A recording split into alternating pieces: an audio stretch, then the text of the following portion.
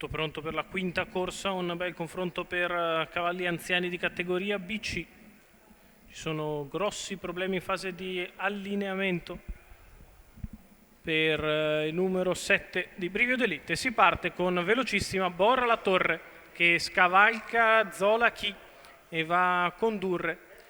Di fuori rimane Sherry numero Witt, tenuta a 7 largo Brivio dall'inserimento di d'Elite Bella degli Dei. squalificato. Quarta posizione di dentro per Fun Quick, cerca posto Sherry Witt che così porta indietro il treno esterno dal quale si fa luce a Snaur dei Rum. 14,5 per i primi 200 metri di corsa da parte di Borra la Torre che guida su Zola Chi e Bella degli Dei.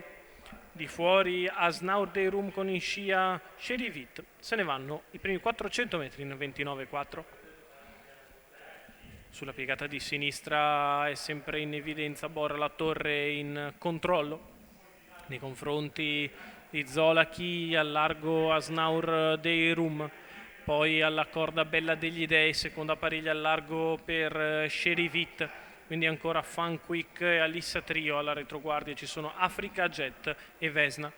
Si completa il primo giro in 59 con Vesna che cerca di mettere il naso di fuori dall'ultima posizione.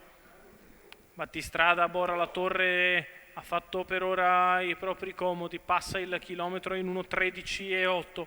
Di fuori allo scoperto sempre Asnaur dei Rum alla corda, Zola Chi insiste Asnaur dei Rum che dà un severo attacco ora a Borra la Torre, la quale cerca di replicare. Asnaur che mette qualcosa avanti all'avversario, la rete là in 14,2, passa Asnaur dei Rum all'imbocco dell'ultima curva, è inseguito da Zola Chi, poi gli altri più indietro. Asnaur è in vantaggio, è stanco per il duro percorso, sta arrivando Zola Chi, arriva anche Vesna, quindi Alissa Trio, la piegata in 14,7, Asnaur è in vantaggio, Zola Chi che attacca e passa, centropista Vesna, Zola Chi che si mette al riparo dall'ultimo tentativo di Vesna e viene a vincere al terzo posto Asnaur dei Rum. 28,9 a chiudere, 1:12,7 ragguaglio cronometrico, percorso perfetto per Zola Chi che sfrutta il lavoro sporco di Asnaur dei Rum. Nel finale lo batte netto Sandro Miraglia, perfetto in salchi allo svedese di Diego Dall'Olio, di proprietà della scuderia quiriniana. Bel successo del 7 anni da Zola Bocco che finisce in gran spinta, seconda benissimo dall'ultima posizione Vesna, al terzo posto c'è Asnaur dei Rum.